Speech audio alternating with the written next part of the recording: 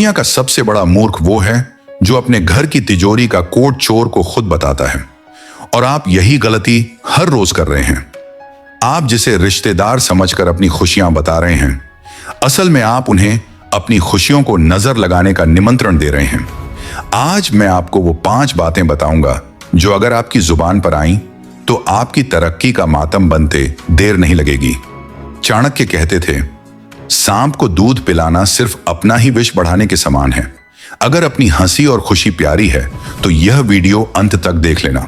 दोस्तों, यह कड़वा है मगर सच है। सफलता के बाद तालियां बजाने वाले हाथ तो बहुत मिल जाएंगे, लेकिन जब आप शून्य पर होते हैं और संघर्ष कर रहे होते हैं, तब आपको गिराने वाले हाथ अक्सर आपके अपने घर परिवार और रिश्तेदारों के ही होते हैं। बाहर का दुश्मन तो सिर्फ शरीर पर वार करता है, लेकिन घर का भेदी सीधे आपकी आत्मा, आपके आत्मविश्वास और आपके सपनों पर वार करता है।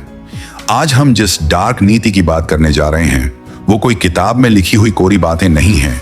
ये वो प्रैक्टिकल सच्चाई है जिसे हर उस इंसान ने भोगा है जिसने अपनी जिंदगी में कुछ बढ़ा करने की कोशिश की है। रिश्तेदारी एक ऐसा कुरुक्षेत्र है जहां हथियार नहीं चलते, जुबान और सूचनाएं चलती हैं। जिसके पास आपके बारे में जितनी ज्यादा जानकारी है वो आपको उतना ही गहरा घाव दे सकता है। आप सोचते हैं कि अरे वो तो मेरे ताऊ जी हैं, मेरी बुआ हैं, मेरा कजिन है, उनसे क्या छुपाना। बस यही वो मासूमियत है जो आपकी गर्दन पर छुरी चलवाती है। याद रखिए, चाणक्य ने कहा था, अति परिचय से अवज्ञा होती है और अति खुलेपन से विनाश। जब आप अपनी जिंदगी की किताब हर किसी के सामने खोल देते हैं तो लोग उसे अब पढ़ते नहीं हैं, बल्कि उसके पन्ने फाड़कर अपने हिसाब से कहानी बनाते हैं। आज मैं आपके हाथों में वो 5 ताले सौंपने जा रहा हूं जिन्हें आपको अपने मुंह पर लगाना ही होगा। अगर इनमें से एक भी ताला खुला रह गया तो आपकी तरक्की, आपका पैसा और आपकी मानसिक शांति चोरी होनी तय है। तो चलिए सबसे पहले और सबसे घातक ताले की बात करते हैं, जिसे 99% लोग जोश में आकर खोल देते हैं और फिर पूरी जिंदगी पछताते हैं। पहला गुप्त नियम, अपनी अगली चाल को भूत की तरह अदृश्य रखें। दोस्तों, चाणक्य नीति का एक श्लोक है जो आपकी पूरी जिंदगी बदल सकता है। मनसा चिंतितम कार्यम वचसा न प्रकाशेत, यानी जो तुमने मन में सोचा है उसे वाणी से कभी प्रकट मत करो जब तक कि वो पूरा न हो जाए। लेकिन हम क्या करते हैं, हमारे दिमाग में एक आइडिया आता है, हम कोई नई बिजनेस डील करने वाले होते हैं या हम कोई नई प्रॉपर्टी खरीदने का सोच रहे होते हैं और पेट में बात पचती नहीं है। सबसे पहले फोन मिलाकर किसी खास रिश्तेदार को बताते हैं, चाचा जी आशीर्वाद दीजिए, मैं अगले महीने एक नई फैक्ट्री डालने वाला हूं, या भाई मैं विदेश जाने की तैयारी कर रहा हूं। जैसे ही आपने यह बोला, आपने अपनी विफलता के बीज बो दिए। क्यों? इसके पीछे 2 बहुत बड़े मनोवैज्ञानिक कारण हैं। पहला है डोपामाइन का नशा। जब आप किसी को अपना प्लान बताते हैं और वो कहता है वाह क्या बात है, तो आपके दिमाग को वही मजा मिल जाता है जो काम पूरा होने पर मिलना चाहिए था। आपका दिमाग शांत हो जाता है, आपकी भूख मर जाती है और आप उस जोश के साथ मेहनत नहीं कर पाते। लेकिन दूसरा कारण ज्यादा खतरनाक है और वो है नेगेटिव प्रोजेक्शन, यानी नजर। जब आप अपने किसी रिश्तेदार को बताते हैं कि आप कुछ बड़ा करने वाले हैं तो उनके मन में सबसे पहला विचार यह नहीं आता कि मेरा भतीजा कितना होनहार है, बल्कि यह आता है कि अगर यह बड़ा आदमी बन गया तो मेरा बेटा इसके सामने छोटा दिखेगा। यह ईर्ष्या का मनोविज्ञान है। और फिर शुरू होता है मीठा जहर देने का काम। वो आपसे कहेंगे, बेटा आइडिया तो अच्छा है लेकिन आजकल मार्केट बहुत डाउन है। शर्मा जी के लड़के ने भी यही किया था, आज वो कर्जे में डूबा हुआ है। वे आपके सामने 100 अड़चनें गिना देंगे। उनका मकसद आपको बचाना नहीं, आपको डराना है। और धीरे धीरे उनकी नेगेटिव बातें आपके अवचेतन मन में बैठ जाती हैं। आपको खुद पर शक होने लगता है। जो ऊर्जा आपको काम में लगानी थी वो अब शंकाओं से लड़ने में खर्च होने लगती है। और अंत में क्या होता है, आप वो काम शुरू ही नहीं करते या डर डर कर करते हैं और फेल हो जाते हैं। और मजे की बात देखिए, वही रिश्तेदार फिर आकर सहानुभूति दिखाते हुए कहते हैं, हमने तो पहले ही समझाया था, तुम ही नहीं माने। इसीलिए डार्क नीति का पहला नियम, सरप्राइज देना सीखो, समाचार देना नहीं। अपने प्लान्स को इतना गुप्त रखो कि जिस दिन आप सफल हो उस दिन रिश्तेदारों को खबर भी ना हो, उन्हें सीधा झटका लगे। जब परिणाम शोर मचाता है तो जलने वालों की जुबान अपने आप सिल जाती है। याद रखिए, एक समय से पहले खुली हुई योजना गर्भ में मरे हुए बच्चे के समान होती है। उसका कोई भविष्य नहीं होता। अपनी अगली चाल को तब तक राज्य रखो जब तक कि वो इतिहास न बन जाए।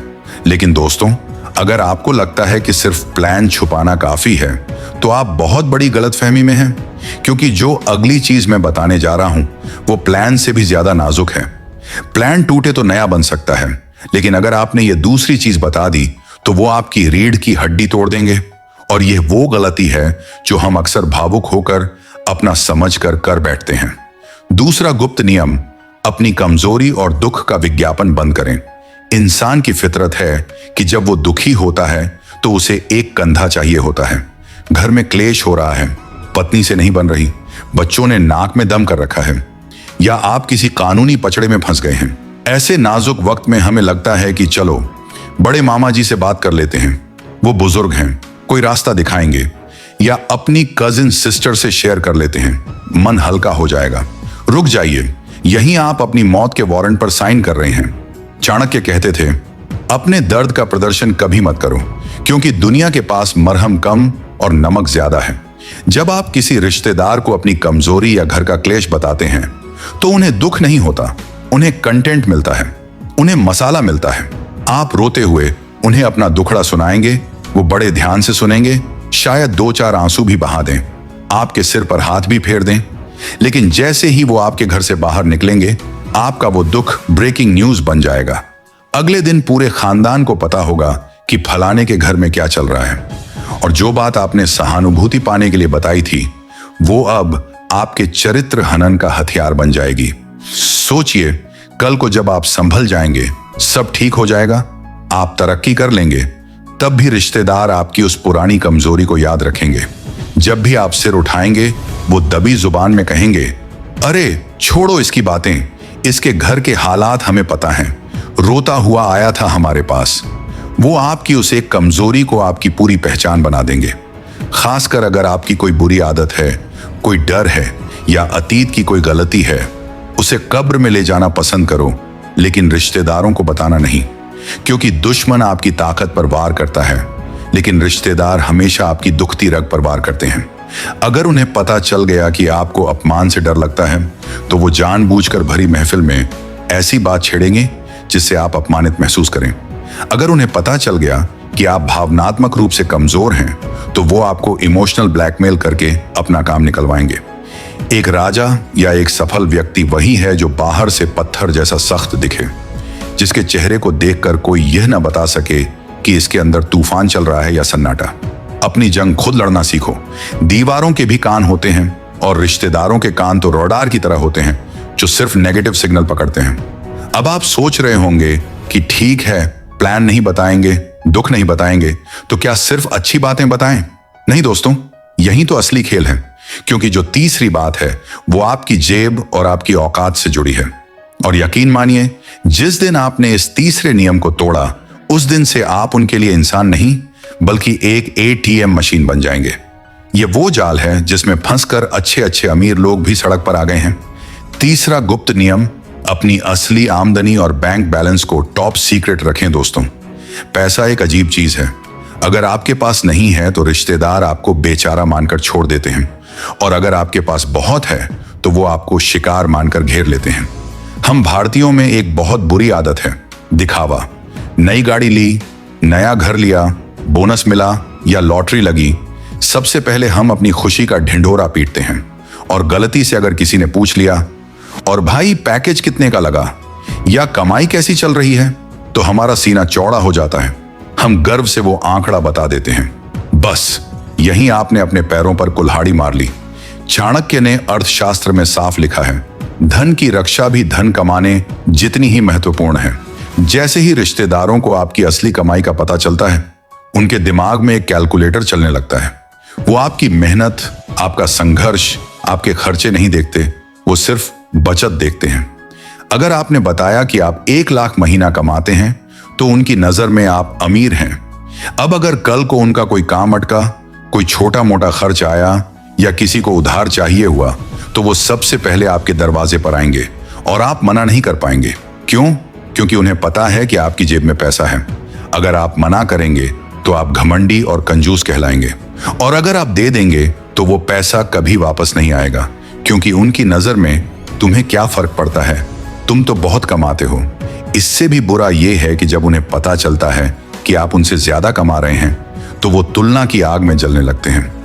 कल तक जो रिश्तेदार आपके बच्चे को प्यार करते थे, अब वो अपने बच्चों को आपके बच्चे के खिलाफ भड़काएंगे।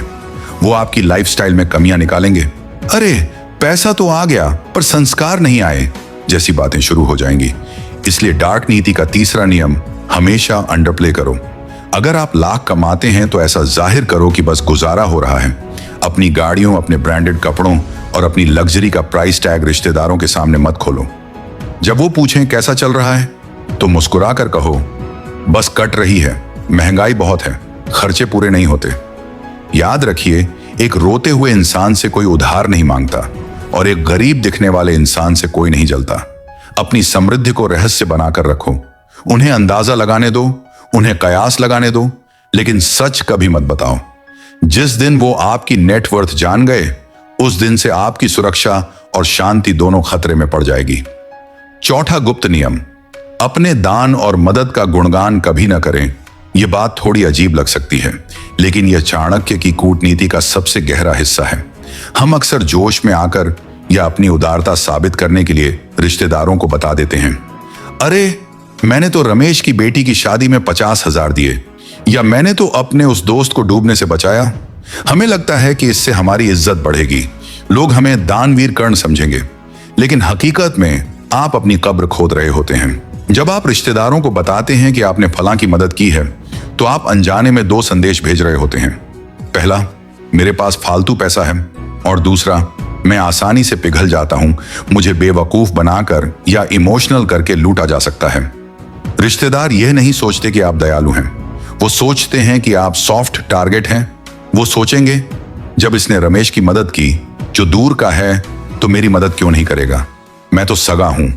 अब वो अपना हक जमाना शुरू करेंगे, और जिस दिन आप उन्हें मना करेंगे, चाहे आपके पास वाकई पैसा ना हो, वो आपकी पिछली उदारता को ही आपके खिलाफ इस्तेमाल करेंगे। दुनिया के लिए तो बड़ा दानी बनता है, अपनों के लिए मुट्ठी बंद कर ली। आपकी पुरानी अच्छाई अब आपके गले की हड्डी बन जाएगी। चाणक्य कहते थे, गुप्त दान ही महादान है। अगर आपने किसी की मदद की है तो उस बात को वहीं दफन कर दो। दाहिने हाथ से दो तो बाएं हाथ को पता न चले। रिश्तेदारों के सामने हमेशा ऐसे बनो कि मैं तो खुद तंग हूं, मैं क्या किसी की मदद करूंगा। जब लोगों को लगता है कि आप सख्त हैं, कंजूस हैं या खुद परेशान हैं, तो वो आपसे उम्मीद नहीं पालते, और जहां उम्मीद नहीं होती वहां ना कहने पर झगड़ा नहीं होता। अपनी दयालुता को अपनी कमजोरी मत बनने दो, उसे एक गुप्त शक्ति की तरह इस्तेमाल करो, न कि अपनी ब्रांडिंग के लिए। 5वां गुप्त नियम, अपने घर के भेद और कमजोर कड़ियां। हर परिवार में एक विभीषण होता है, एक कमजोर कड़ी होती है। हो सकता है आपका भाई थोड़ा नासमझ हो, आपकी पत्नी थोड़ी भोली हो, या आपके पिता थोड़े ज्यादा बोलने वाले हों, या फिर आपके घर में कोई पुरानी रंजिश या कोई ऐसा राज हो जो अगर बाहर आ गया तो बदनामी हो सकती है। रिश्तेदार हमेशा टोह में रहते हैं, वो बातों बातों में कुरेदते हैं, और सुनाओ तुम्हारे भाई की नौकरी का क्या हुआ, वो तो बड़ा परेशान था, या बहू आजकल दिखती नहीं, सब ठीक तो है। ये सवाल निर्दोष नहीं है, ये जासूसी है। अगर आपने गलती से भी कह दिया, हाँ यार भाई आजकल गलत संगत में है, या पत्नी से थोड़ी अनबन चल रही है, तो समझो आपने उन्हें अपने किले की चाबी दे दी। वो उस कमजोर कड़ी को पकड़ेंगे, वो आपके भाई को और भड़काएंगे, आपकी पत्नी के कान भरेंगे, या उस राज को समाज में उछालेंगे ताकि आपकी इज्जत मिट्टी में मिल जाए। चाणक्य नीति का सबसे अहम हिस्सा है एकजुटता का दिखावा, शो ऑफ यूनिटी। चाहे घर के अंदर बर्तन कितने भी बजें, बाहर वालों के सामने हमेशा यही दिखाओ कि हम सब एक हैं, सब खुश हैं, सब मजे में हैं। जब बाहरी लोग देखते हैं कि इस परिवार में कोई दरार नहीं है, तो उन्हें सेंध लगाने की जगह नहीं मिलती। अपने परिवार के सदस्यों की बुराई रिश्तेदारों के सामने करना अपने ही पैरों पर गोली मारने जैसा है, क्योंकि आज आप बुराई कर देंगे, कल आप अपने परिवार के साथ फिर एक हो जाएंगे, लेकिन वो रिश्तेदार उस बात को कभी नहीं भूलेंगे और वक्त आने पर उसे हथियार की तरह इस्तेमाल करेंगे। इसलिए दोस्तों, अपने घर की चारदीवारी के अंदर के सच को कभी भी बाहर की हवा मत लगने दो।